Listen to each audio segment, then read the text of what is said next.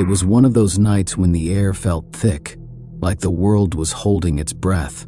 The sky was a deep shade of gray, and the wind howled through the trees, bending them as if they were fragile twigs. Sarah sat alone in her small old house, the only sound inside the house being the ticking of the grandfather clock in the corner. She had been waiting for hours now, waiting for the storm to come. It wasn't just any storm. It was the kind of storm people warned you about, the one that made the hairs on the back of your neck stand up. She had heard the rumors, the stories passed down in town for years. People spoke of strange things that happened when the storm hit, things that couldn't be explained. They said the storm had a mind of its own, that it wasn't just the weather, it was something darker, something ancient. Sarah wasn't sure she believed all of it. But tonight, she couldn't shake the feeling that something was wrong. The storm wasn't just outside her window. It seemed to be creeping into her thoughts, into her very bones. The first rumble of thunder shook the house, making the windows rattle. The lights flickered, and for a brief moment, Sarah was plunged into darkness. She held her breath, waiting for the power to come back on, her eyes adjusting to the dim glow of the storm outside. When the lights returned, Sarah glanced at the clock. It was nearly midnight. The storm was here. A loud crash of thunder shook the house again, louder than the first. The walls seemed to tremble, and Sarah's heart raced. She grabbed her blanket tighter around her shoulders, trying to fight off the cold that seemed to seep into the room. Then she heard it, a faint sound like a whisper. At first, she thought it was just the wind, but the wind couldn't whisper. The whisper grew louder, more distinct, and Sarah froze. It was coming from the other room. The door to the kitchen stood open, and through the dark, she could see a shadow moving. Her pulse quickened. The whispering was now unmistakable, but she couldn't make out the words. She tried to convince herself it was just the storm, but deep down, she knew it wasn't. There was something in the house with her. She stood up slowly, trying not to make a sound. The storm outside raged on, but it felt distant now, as if the world beyond her door had disappeared entirely. Sarah took a step toward the kitchen, her bare feet silent on the wooden floor. The whispering was louder now, closer. It sounded like a voice, but it wasn't human. With trembling hands, she reached for the door frame. She was about to step into the kitchen when the door slammed shut in front of her, making her gasp in shock. The whispering stopped.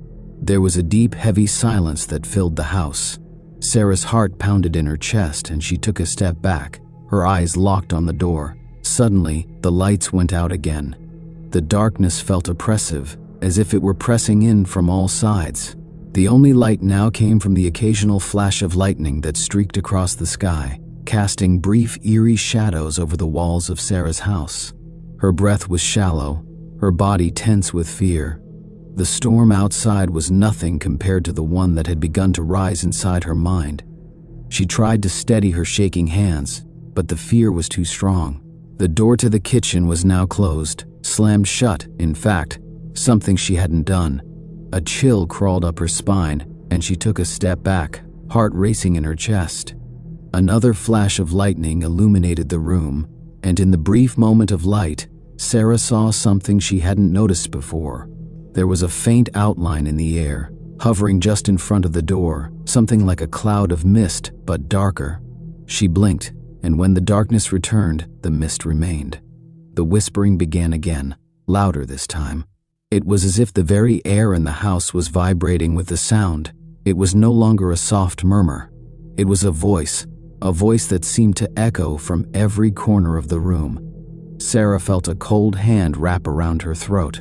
The air in the house felt like it was tightening, suffocating her. She reached out for the nearest thing, anything to steady herself, and her fingers brushed against the wall. She couldn't look away from the mist. The lightning flashed again, and in the brief light, the shape in the mist became clearer. It was no longer just fog, it was a figure. A shadow, tall and twisted, its form barely distinguishable from the darkness around it. But Sarah could feel its presence, feel the weight of its gaze. Her body froze in place, her muscles locked by fear. The whispering grew louder, the words now clearer. They weren't in any language she knew. They sounded like a chant, a low guttural sound that seemed to burrow into her very soul. Suddenly, the figure lurched forward, and Sarah screamed. The force of the scream seemed to tear through the room, breaking the suffocating silence. The lights flickered again, but this time they didn't return. For what felt like an eternity, Sarah stood in pitch blackness, paralyzed with fear. The only sound was her own ragged breathing and the pounding of her heart. But then, the sound of footsteps, slow, deliberate, echoed through the house. She was not alone. Her body moved before her mind could catch up, and she bolted for the front door. Her bare feet slapped against the floor as she ran through the house, desperate to escape whatever was haunting her. But the storm was outside. The door was locked.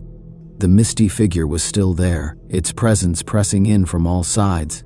And she knew there was no way out, no way to outrun what had come for her.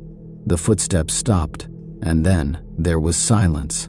Sarah's chest heaved with each breath, her heart racing faster than she ever thought possible.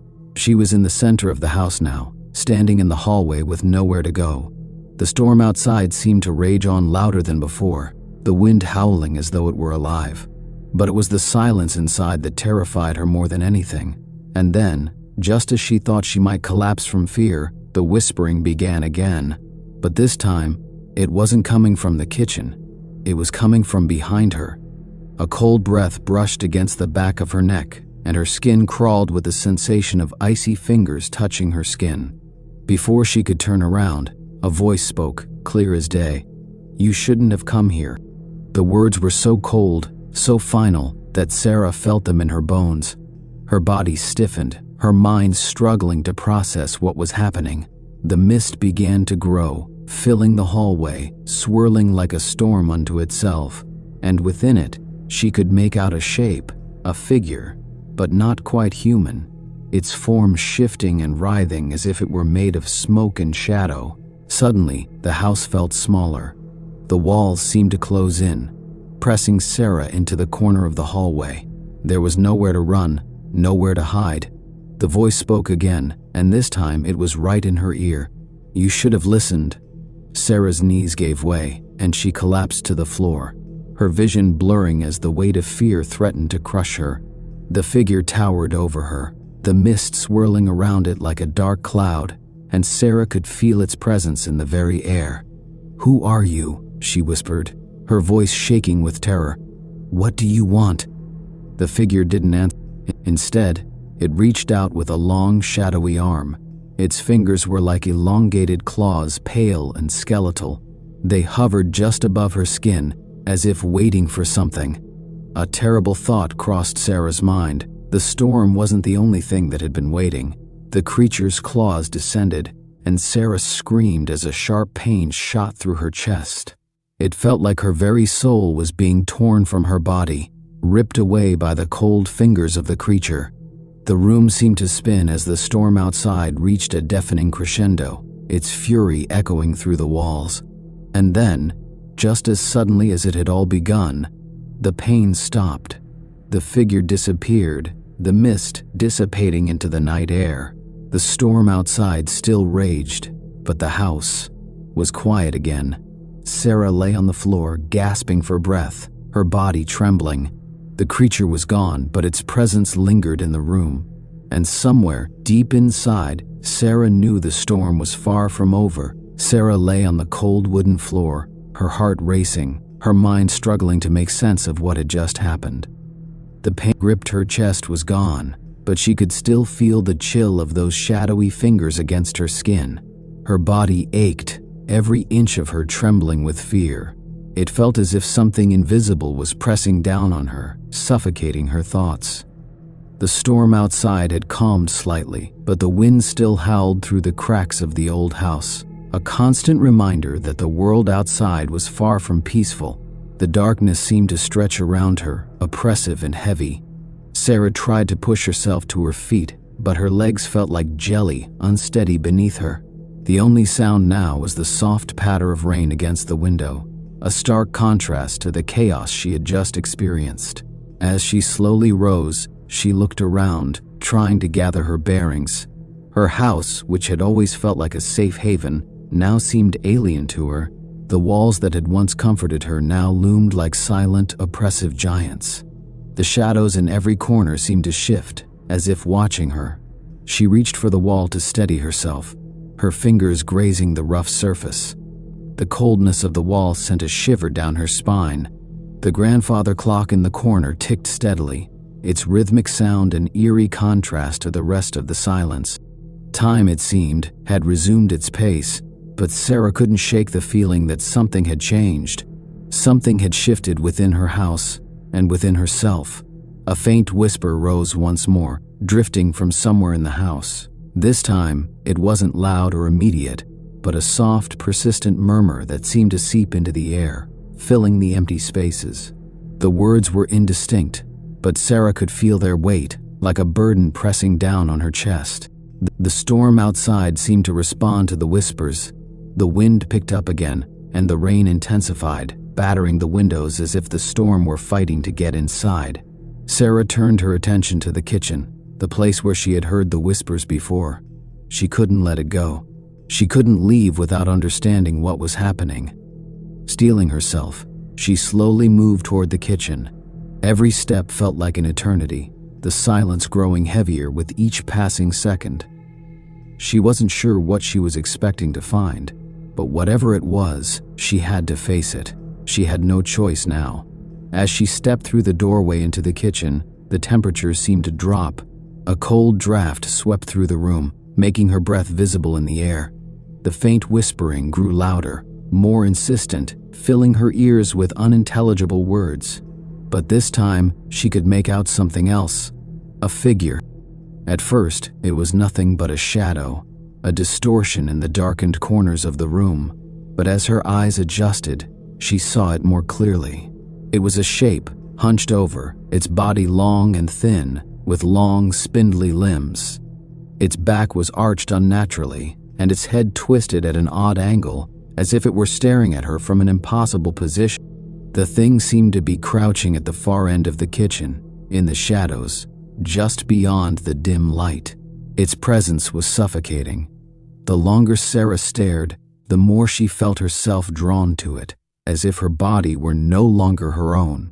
A compulsion, terrifying and powerful, pulled at her, urging her to move closer.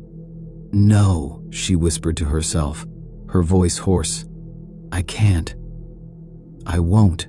But the whispering grew louder, almost as if it were calling her name. Her legs moved against her will, taking slow, unsteady steps toward the creature.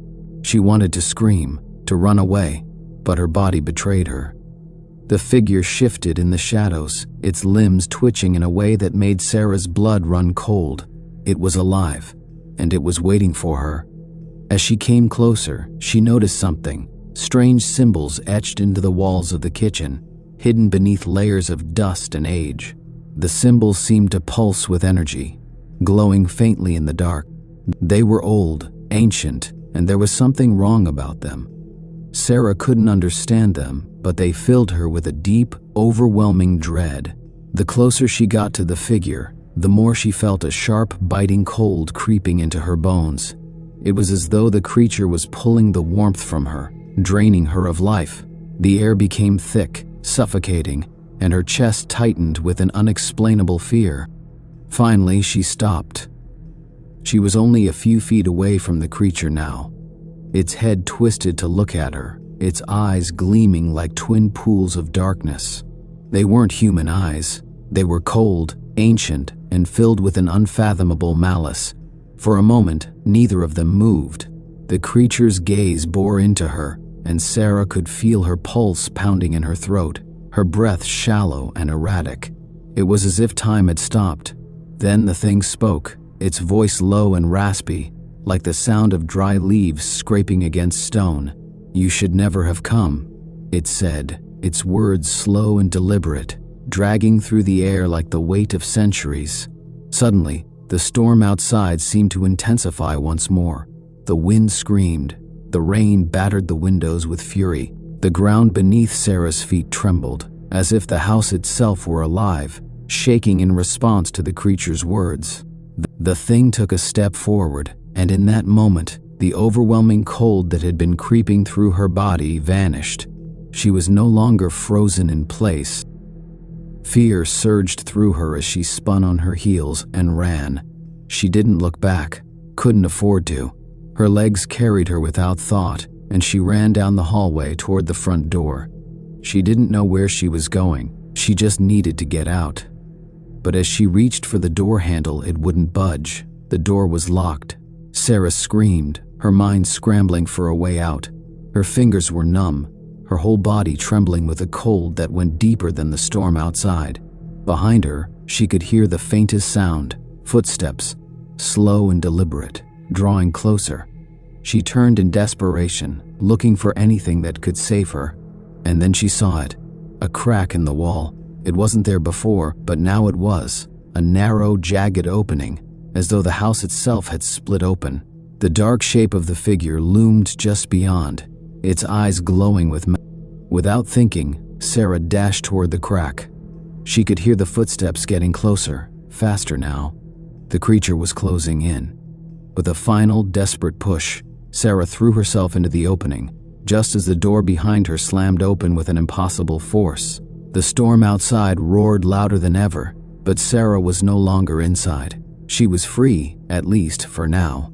Sarah stumbled through the crack in the wall, her heart pounding in her chest as if it were about to burst. The rain soaked her instantly, but it didn't matter. She was free, out of the house, out of the suffocating air, away from the creature that had hunted her, or so she thought. As she stood there, her breath coming in ragged gasps, she realized that the storm outside had intensified, but it was no longer just the wind and rain. It felt like the storm itself had turned against her, as though it were a living, breathing entity, and she was its prey. The air was thick with an unnatural energy, vibrating with a deep, menacing hum. The house behind her loomed like a dark sentinel, its silhouette barely visible through the sheets of rain. She glanced back once, half expecting the creature to emerge from the crack, to chase her into the storm. But there was nothing, just the endless thrum of the thunder. She turned and ran. Every step was a struggle. The ground beneath her feet was slick with mud, and the wind lashed at her, stinging her skin like thousands of tiny needles. She didn't know where she was going, only that she had to get away. Her mind raced, but there was no plan, no clear path forward. The storm swallowed everything in its path, the darkness thickening with every step. Then she heard it again, a whisper, not from behind, but from all around her. She froze, her heart skipping a beat. The wind carried the sound, swirling it through the trees, through the very air she breathed. The whisper wasn't a voice, at least, not a human voice. It was the voice of the storm, of the entity that had haunted her house, now following her, invading her thoughts. She spun around, but saw nothing but the endless sheets of rain. No creature, no figure. But the whispering didn't stop. In fact, it grew louder. "You cannot escape." Sarah's chest tightened with panic, her lungs burning as she struggled to breathe.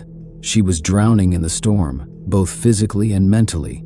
The words echoed in her head, as if the very air around her was alive, wrapping itself around her, pressing her into submission. Her thoughts spun. Was it still the storm, or was it the creature somehow linked to the storm following her? She had to get away. She had to make it stop. She stumbled forward, her legs weak and unsteady. The ground seemed to shift beneath her, and for a moment, she thought she was falling. She caught herself against a tree, its rough bark digging into her palms. That's when she saw it. A light. Through the downpour, a faint flickering glow shone in the distance. It was a soft, welcoming light, the kind you might see in a house window at night, a beacon in the storm. Hope surged in Sarah's chest. She had to reach it. Ignoring the voice in her head that warned her not to, she pushed through the rain, her feet slipping and sliding in the mud. The light grew brighter as she drew closer, and she could see now that it wasn't just one light, it was a whole series of lights. Torches, candles, lamps. They illuminated a small cottage ahead of her, nestled among the trees like a forgotten relic. The storm seemed to recede as she neared the house, as though the light was pushing the darkness away. The moment Sarah reached the door, she slammed her fist against it, frantic, desperate for help. No answer. She knocked again, harder this time, her voice hoarse as she called out, Please, someone, let me in." Finally, the door creaked open. A man stood in the doorway. He was old, his face lined with age, but his eyes were sharp and clear. He looked at Sarah for a moment, his gaze assessing. Then he stepped aside without a word. Without hesitation, she rushed inside, nearly collapsing as the warmth of the cottage wrapped around her. She slammed the door shut behind her, breathing a sigh of relief, her shoulders sagging as if the weight of the world had lifted off them. The man didn't say anything at first. He only watched her with an unreadable expression. "Thank you," she gasped, her voice weak. "I don't know what's happening. The storm, the house. There was something in there. Something. I think it's following me." The man nodded, his face grave. "You've crossed into its domain," he said quietly. His voice was rough, but there was an authority in it, a knowing that made Sarah's skin crawl. And now, there is no turning back. "What?" Sarah whispered, feeling a chill wash over her. "What do you mean? I thought I got away. It's out there. It's in the storm. Please, you have to help me. I don't know what's going on." The man moved toward the small table in the center of the room. He grabbed a candle, lit it, and placed it in front of her. "There are places in the world," he said slowly, his gaze intense, "where the storm is not just a storm, where the lightning is not just light, where the thunder is not just sound. You were right to fear the house, but you are wrong to think you've escaped." He paused, watching her reaction. Sarah's throat tightened. "You didn't just step into that house," he continued, his voice growing darker. "You stepped into a doorway, and now it's open. The storm, it is not something that will pass, it's coming for you, for all of us." Sarah shook her head in disbelief, her mind reeling. "What do you mean? What are you talking about?" The man turned away, his face darkening. "You'll understand soon enough," he said, his voice grim. "But it's too late to run now. All you can do is wait." The cottage felt as though they were closing in around her, the air thick and suffocating. And in the distance, through the open window, the storm howled once more. This time, it wasn't just wind, it was a scream. The man's words hung in the air, heavy and suffocating. Sarah's heart hammered in her chest, but something inside her, a deep, primal instinct, told her that this was just the beginning. The storm was more than just an event in the natural world. It was a living, breathing force, a thing that had been unleashed, and now it was after her. But why her? What did the house, the mist, and the creature want with her? The man remained silent, his gaze distant. He seemed to be waiting for something, waiting for the storm to do its work, as if it had a mind of its own. Sarah's hands trembled as she wiped the rain from her face, her skin still cold from the downpour. The cottage's warmth had provided only a fleeting sense of safety. Her mind spun with confusion and fear. How could the storm be a force, a presence? How could she have opened a doorway simply by stepping into that house? She couldn't understand it. She didn't want to understand it. "Please," she said, her voice raw, her throat tight with emotion. "Tell me what I need to do. How do I stop it?" The man's face remained impassive as he looked at her, but his eyes flickered with something, regret maybe, or fear. "It's not something that can be stopped," he said quietly. "You've made contact with the storm, with the thing behind it, and now, it will not rest until it has you." Sarah's heart dropped to her stomach. I can't just sit here and wait to die," she whispered, her breath coming in shaky gasps. "There must be something I can do. Please, you have to help me." The man's eyes darkened, and for a moment, Sarah thought she saw something flicker behind them, a glimpse of knowledge, of ancient understanding. "There's only one thing you can do, but it will require a sacrifice." The words made her blood run cold. "What kind of sacrifice?" The man didn't answer at first. He simply walked over to a shelf along the wall and pulled something down. It was an old, worn book, its pages yellowed with age.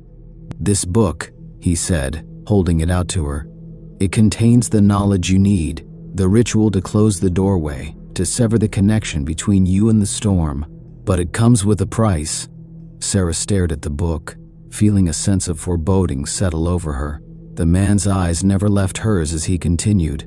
To sever the connection, you must offer something that matters, something irreplaceable." "I don't understand," Sarah said, her voice trembling. "What do you mean? What do I have to give?" The man's gaze was unflinching. "Only you can decide what that is. The storm feeds on fear, on suffering, on despair. It will take what you love most, what you can't live without, and you will have to give it willingly." Sarah's mind spun, her stomach turning as she realized what he was saying. She was being asked to make a choice, something she could never undo, and she had no time left. The storm's rage outside had grown deafening. The windows of the cottage shook with each thunderclap, and the walls vibrated with a terrible energy, as if the storm itself was pushing against the very fabric of the house. Sarah could feel the weight of the book in her hands, its pages warm as though they were alive. She turned one page, and a chill ran down her spine as she read the instructions. There was no way out. This was it. The storm was here, and it was closing in. The whispers returned. Sarah staggered backward, her knees buckling beneath her as the storm screamed louder outside. The shadows in the corners of the room seemed to grow longer, stretching like dark fingers toward her. Her breath caught in her throat as she realized the storm had come for her family. But they were gone, or so she thought. "No, no," she screamed, her voice breaking. A flash of lightning illuminated the sky, and in that brief moment of light, Sarah saw it. The same figure from the house, the creature that had watched her, that had haunted her dreams. It was standing in the doorway, its pale skeletal face twisted in a grotesque grin. "You can't escape, Sarah," it whispered, its voice a raspy, unnatural hiss. The room seemed to tremble, and in that instant, Sarah knew what she had to do. She knew what she had to give. With trembling hands, she opened the book to the final page. The ritual, the sacrifice, and she knew. There was no turning back. Sarah closed her eyes, a single tear slipping down her cheek. "I'll give you what you want," she whispered, her voice breaking. "But you won't take anyone else." As she spoke, the storm outside erupted in a deafening roar, its fury rising to a fever pitch.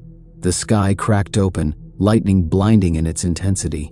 But in the center of the chaos, Sarah felt an overwhelming calm.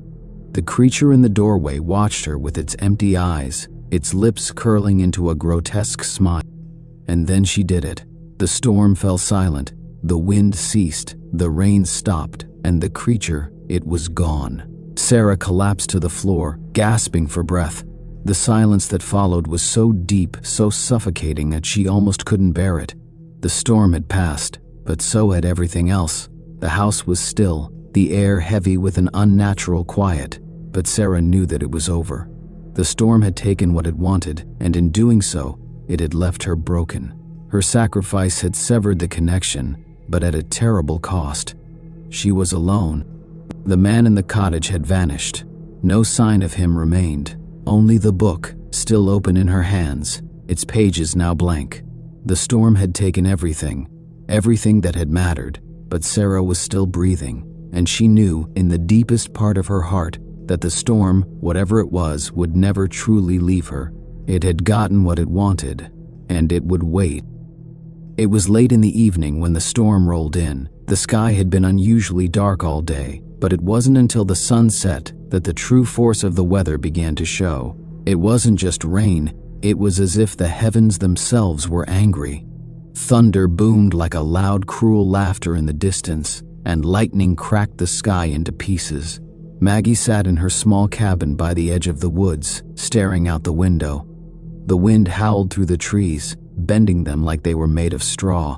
Her fire crackled in the fireplace, casting long shadows across the walls of the room. The cabin, usually so comforting, felt strangely empty tonight. She couldn't shake the feeling that something was wrong. It wasn't the storm that unsettled her. No, she had been through plenty of storms before. It was the silence that followed the thunder. After each crash, there was an unnatural stillness, like the world itself was holding its breath. Maggie had grown up in this cabin, the daughter of a forest ranger who loved the woods more than anything. She knew every creak, every rustle of the trees outside. But tonight, there was something different. Every gust of wind felt like it was calling to her. She tried to distract herself by picking up a book from the table, but the words blurred in front of her eyes. The storm's eerie presence seemed to seep into her very bones, making it hard to concentrate. The house creaked again, and this time it wasn't the wind. It sounded like something, or someone, was moving outside. Maggie stiffened, her heart skipping a beat. She stood up and walked slowly toward the window, her bare feet silent on the wooden floor. As she peered outside into the darkness, she couldn't see anything. The storm had turned the night into a swirling mess of gray and black, but her instincts told her she wasn't alone. Thud. A soft noise came from the porch, like something had hit the side of the cabin. Maggie's breath caught in her throat. She wasn't sure what it was, but she knew one thing. The woods weren't safe tonight. The wind picked up again, and the rain started to beat against the windows, but Maggie didn't look away from the porch. Her heart thudded in her chest as she stared out into the blackness, her eyes straining for any movement. Then she saw it, a shadow moving near the porch. It was just a flicker, barely noticeable, but enough to make her blood run cold. Without thinking, Maggie grabbed a flashlight from the table and hurried toward the door. She didn't know what was out there, but she had to find out. She had to make sure the storm wasn't hiding something worse. When she opened the door, a gust of wind almost knocked her off her feet. The flashlight flickered as she aimed it toward the porch. Nothing. No one was there. But the shadow had been real. She was sure of it. Maggie took a deep breath, trying to calm herself. It was probably just an animal, maybe a deer or something, getting caught in the storm. She tried to convince herself, but her gut told her otherwise. The darkness beyond the porch seemed to reach out toward her, and she quickly shut the door, locking it behind her. The wind howled louder, almost as if the storm was angry at being ignored. She leaned against the door, her hands trembling. The storm raged outside, but inside the cabin felt colder than it ever had before. Maggie paced the cabin, her footsteps echoing in the otherwise quiet space. Her mind raced, trying to make sense of what had just happened. The shadow on the porch, the strange silence after the thunder, nothing made sense. She had lived in this cabin for years, and this was the first time she felt truly afraid of the woods. Suddenly, the power went out, leaving her in complete darkness. The only sound was the wind and rain battering the house, along with the occasional crack of thunder. Maggie cursed softly under her breath and reached for the candles she kept near the fireplace. As she lit the match, the flame flickered uncertainly in the heavy air. Her hand shook as she held the match, and the thought of what might be lurking outside gnawed at her. Could it have been a person, or was it something worse? She forced herself to push the thoughts aside. "Get a grip, Maggie," she told herself. "It's just a storm. You've dealt with worse." But even as she tried to calm herself, something about tonight didn't sit right. The house was too quiet. There was an absence of sound that felt unnatural. Just then there was a loud bang against the window. Maggie gasped and dropped the match she had been holding. The candle flickered out in the darkness. She froze, her heart hammering in her chest. Another bang, this one closer. It was on the other side of the cabin, near the back door. Slowly, Maggie crept toward the sound, her breath shallow, trying not to make a noise. She reached for the flashlight again, but this time her hands fumbled, and it took longer than usual to turn it on. When the beam finally flickered to life, the light felt weak, like it might go out at any moment. The back door was just ahead. She could hear something, or someone, scratching at it now. The noise low and deliberate, like a claw dragging across wood. Maggie swallowed hard, her pulse racing. She had to face it. There was no turning back. She opened the door. Outside, the rain was torrential, the wind tearing at the trees. The flashlight beam swept across the porch, but there was nothing there. No sign of anyone. Just the storm and the endless dark. She stepped outside, the cold biting at her skin, her heart in her throat. She looked down and gasped. A strange figure was lying in the mud, face down. Maggie's first instinct was to run, but something stopped her. She moved closer, slowly, until she was standing over the figure. It was a man. His clothes were ragged, his hair matted with dirt and water. But what stood out the most was the way he looked. Wrong.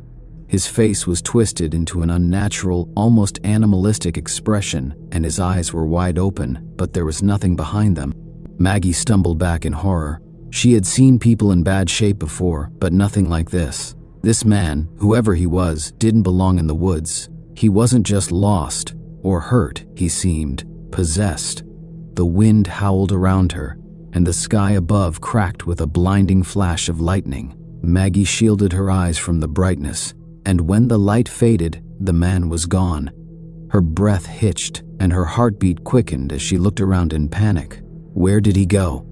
Behind her, the cabin door creaked open, and Maggie's heart dropped into her stomach. She whipped around, but no one was there. The door had opened on its own. Something moved inside the cabin. Her feet carried her back to the cabin without thinking.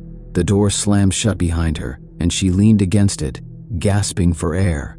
The wind outside howled with the storm, but the inside of the cabin felt even colder now, as if the very walls had turned against her. Suddenly, a voice, soft, almost a whisper, drifted through the room. "You shouldn't have opened the door." Maggie's blood cold. The voice was barely more than a breath, but it was clear. Slowly, she turned toward the source of the voice. The shadows in the corner seemed to shift, and then she saw it, the figure standing there, too still to be a person. The man's eyes were wide and vacant, his body leaning toward her, his hands stretching out. "Let me in," the voice pleaded. Maggie stumbled backward, her mind unable to comprehend what was happening. The figure reached toward her, but before it could get closer, the door to the cabin slammed open again, a violent gust of wind pushing it wide. The figure hesitated, then disappeared into the storm with a howl. Maggie stood frozen, every muscle tense. The rain outside seemed to drown out all other sound, but she could still hear the faintest whispers carried by the wind. "You shouldn't have opened the door," the voice repeated, now coming from the storm outside. Terror surged through her as Maggie realized something. The storm itself had brought the darkness to her doorstep.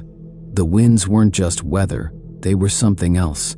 Something older, something that had existed in the woods long before her.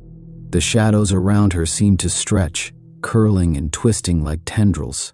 And Maggie knew that this wasn't just a storm. It was a warning. She had unleashed something that had been trapped for centuries, something tied to the very land itself. As the lightning crackled again, Maggie's mind raced. The door was open, the storm was upon her, and there was nowhere to hide. Her voice trembled as she whispered to the wind, "What do you want from me?" There was no answer, only the sound of the storm, now louder than ever. The storm had come to claim her, to drag her into its endless, shadowy depths. And in the heart of the storm, Maggie was lost forever. It was a night like any other, or so I thought. The kind of evening where the sky is clear and the stars shine brightly. But as soon as the clock struck midnight, everything changed. A distant rumble echoed across the hills, a sound so deep it made my bones vibrate. It wasn't like a typical thunderstorm, this was different. It felt wrong. I was alone in my house. Well, not really alone. My dog, Max, a German shepherd, was lying at my feet, his eyes half closed in slumber. But even he seemed to sense something was off. His ears twitched at every sound, and his usually calm demeanor was replaced with a nervous energy. I patted his head gently, trying to reassure him, but the unease growing inside me was hard to shake. The first flash of lightning lit up the sky, bright enough to almost blind me through the window. A second later, thunder followed, shaking the walls of the house. Max jumped to his feet, growling low in his throat, his fur standing on. I stood up too, looking out the window into the blackness beyond. The storm was coming closer, and fast. I hadn't seen a storm like this before. The lightning didn't just light up the sky in random flashes. No, it was more like a constant, angry flicker that illuminated the world in harsh, stark flashes. Each strike seemed to pulse with a strange energy, making the hairs on the back of my neck stand up. The wind howled, and the trees outside swayed violently, as if the storm were alive. Suddenly, the power went out. The house was plunged into complete darkness, except for the occasional flash of lightning. I fumbled for my phone, using its dim light to guide me toward the kitchen. The storm outside roared with increasing intensity, and I couldn't help but feel as if something terrible was about to happen. Max was pacing now, his eyes wide, his paws tapping frantically on the wooden floor. I knelt down to calm him, but then I heard something. A faint knocking sound. It was coming from the back door. At first, I thought it was just the wind, but it came again. A slow, deliberate knock, like someone or something was trying to get in. My heart raced. Who could be out there in the middle of such a storm? I grabbed a flashlight and slowly made my way to the back door, every step feeling heavier than the last. The knocking continued, and with each strike, the air around me grew colder. The storm outside was nothing compared to the chill creeping up my spine. I stood frozen for a moment, wondering if I should open the door, but then the thought hit me. What if it wasn't a person at all? What if it was something worse? I glanced back at Max. He was barking now, louder than ever, his fur bristling. Whatever was out there, he wasn't going to let it in, and neither would I. But curiosity won out over fear. I crept closer to the door, my hand trembling as I reached for the handle. Then, suddenly, the door flew open with a violent gust of wind. It slammed against the wall with a deafening crash, knocking the flashlight out of my hand. I stumbled backward, panic rising in my chest. And there, standing in the doorway, was a figure. It was tall, shadowed, and its face was hidden beneath a dark hood. But there was something about it that didn't seem human. Its limbs were too long, and the fingers that gripped the edge of the door were impossibly thin, like brittle twigs. Max was barking wildly, but the figure didn't move. It just stood there, staring at me with cold, empty eyes that glowed faintly in the dim light. It felt as though it was watching me, waiting for something. I backed away, my mind racing for a way out, but no matter how much I tried to scream, no sound came from my throat. My body was frozen in place, my legs refusing to move. Then, with a low, eerie whisper, the figure spoke. Its voice was like the wind itself, cold and distant. "You should have stayed inside," it said. "The storm has only just begun." And with that, it stepped into the house, the door slamming shut behind it. The air in the house turned thick, suffocating. Max's barking grew louder, more frantic, but still, I couldn't move. The figure stepped further into the room, its long limbs stretching unnaturally as it moved, casting eerie shadows across the walls. Every inch of the house felt colder, and I could see my breath in the air now, misting in front of my face. I wanted to scream, to run, but fear had a grip on me that I couldn't escape. The figure's eyes never left mine. They glowed faintly, like embers in the darkness, but there was no warmth in them. Only an empty, hollow void. The storm outside seemed to match the horror unfolding inside, the thunder crashing louder, as if the heavens themselves were warning me. "You are not alone," the figure whispered again, its voice slicing through the air like a knife. "This storm, it is ours. It has come to claim you." Suddenly, a loud crash echoed through the house, and the windows shattered with a violent gust of wind. The walls trembled as if they were about to collapse. Max ran to my side, his tail between his legs, whimpering in fear. He tried to protect me, but the figure didn't even acknowledge him. It simply stepped closer, its long fingers reaching out.